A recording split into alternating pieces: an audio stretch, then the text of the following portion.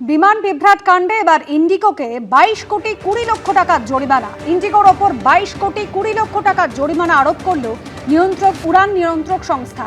2025 December মাসে ইন্ডিগোর পরিষেবাকে ঘিরে চরম বিশৃঙ্খলা দেখা দিয়েছিল। সব মিলিয়ে 2507টি বিমান বাতিল করা হয়। বাতিলের পাশাপাশি দেরিতে ওড়ে 1852টি বিমান।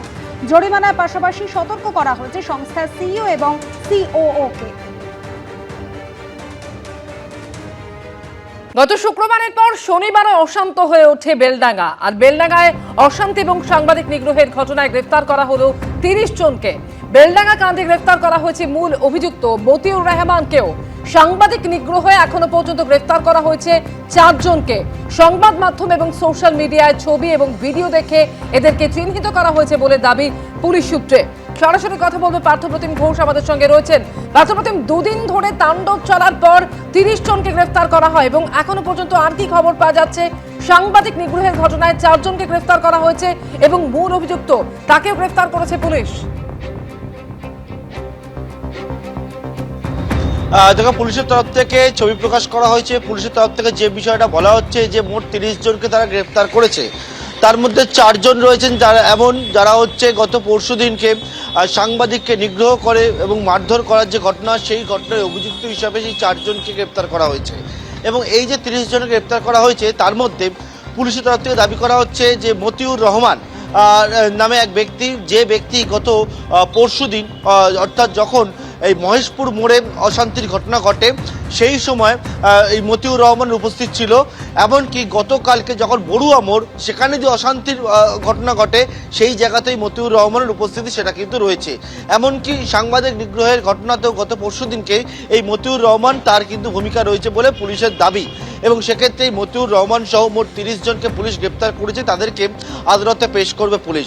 অন্যদিকে আজকে সার্বিক ছবিটা তোমায় বলবো এবং তার পাশাপাশি আরও যে ছবি পুলিশ প্রকাশ করেছে তার মধ্যে বিভিন্ন সোশ্যাল মিডিয়া, বিভিন্ন মিডিয়া থেকে যে ছবি ধরা পড়েছে গত 2 দিন ধরে অশান্তি, তার মধ্যে মূলত গতকালকের যে অশান্তি সেই জায়গায় দেখতে পাওয়া যাচ্ছে বড়ুয়া মোড়ে কেউ হাতে বাঁশ নিয়ে রয়েছে, কেউ হাতে লাঠি নিয়ে রয়েছে, কেউ বা একেবারে যে ব্যানার ফ্লেক্স ছিঁড়ে জাতীয় সড়ক অবরোধ করছে।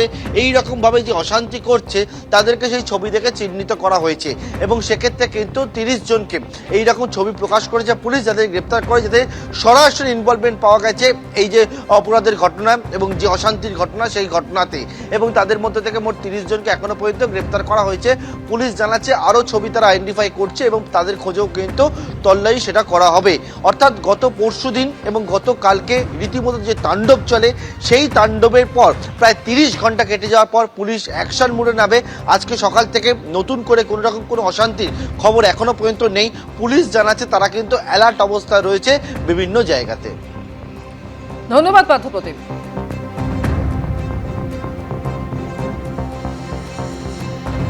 শুক্রবার এবং শনিবার পরপর দুদিন তাণ্ডব চলল, নৈরাজ্য হলো বেলডাঙ্গাতে। 30 ঘন্টা পর শীতঘুম কাটিয়ে পুলিশ নামলো অ্যাকশন মোডে। আর এরপর মালদার পুলিশ সুপারকে যখন জিজ্ঞাসা করা হয় তার বক্তব্য, ধৈর্য ধরেছিল পুলিশ।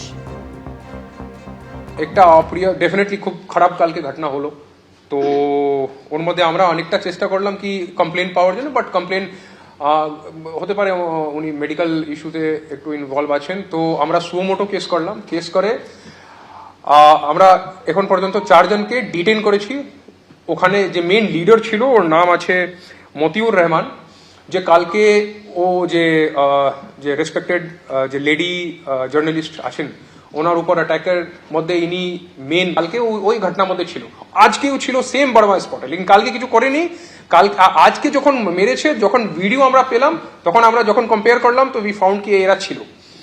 তো এই 4 জনকে আমরা অ্যারেস্ট করে ও পার্টিকুলার কেসে আমরা পাঠাবো, যে জার্নালিস্ট ইঞ্জুরি যে কেস আছে কালকে।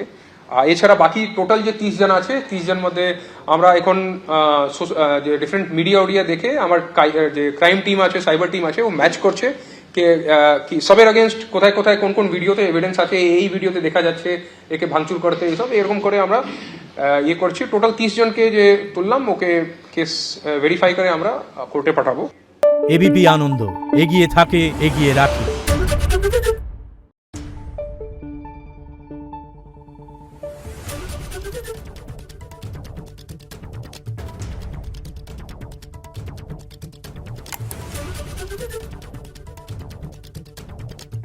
Thank you.